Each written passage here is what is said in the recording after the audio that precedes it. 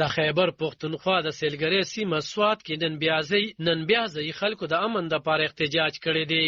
د چیف جسټس نه په پښتونخوا کې په بدامنۍ د اسود نوټس اغستو غوښتنه کړې ویلې دي کو په جنور اداري په سوات کې امن راولي دوی ورته خرکلې کوي خو نور د خلکو ته دروغ ونه ویل شي. په سوات کې د تل پاتې امن د پاره خبرې تکینی. د سوات ولسی پاسون لخوانن د سوات د مټ په چوک کې راجوړ احتجاجي غونډه ته په وینا کې د عوامي نېشنل ګوند د سوات یو مشر ایوب خان شاړي ویل کو د سوات ولست تحفظ ورکوي او امن راولي بدامني نه خوخوي کو پوج دی او کو نور ادارې دي من ورته سلام پیچ کو خو نور د سوات خلکو ته دروغ ونه ویل شي. خو ول چې پاکستان کې ترهګری پالیسي واضح شي او کو زمونږ سره خبرې کوي او امن راولي نو موږ ور سره کېناستو او خبرو اترو ته تیار یو او کو خبرې د دروغ وي او زمونږ سره خیانت کوي نو بیا امن په موږ فرض کیږي. من په امن ایمان راوړی دی دا تش په خبرو نارو نه کیږي. بیا به د یو سپایي په حیثیت په خپل را پاسو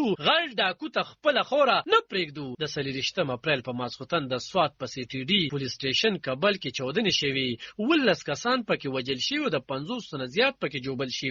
پولیس چارواکو ویلو چې د پیښې خړړه هیڅ پلټنې کوي خو ښکاري چې د تانې په مالخانه کې موجود بارود او نور وسله چودلې او چودنې شوي. په سوات کې لدی وړاندې احتجاجونه شوي او د کابل په پولیس سټیشن کې د چودنې د پلټنو او ریښتیو ښکارا کولو غوښتنه شوې ده. په سوات کې د تیر کال اگست میاشت راځي د امن د پاره ولسی پاسونونه دوام لري. دغه ولسی پاسونونه په سوات کې د وسلوالو د ښکارا کېدو او د نامنې د پیښو وروسته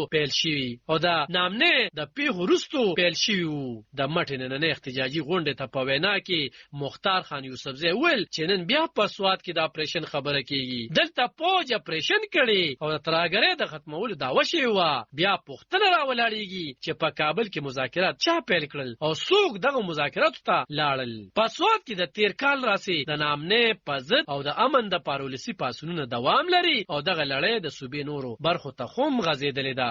د پاکستان حکومت او پوج بیا دعوه کوي چې په ملک ترهګری ته ماتې ورکړي شوی او د روسته ترهګری د ختمېدو پورې به د ترهګری په ضد جګړه روانه وي. علب خان شیرپو دلبر نیوز ضلع سوات د خیبر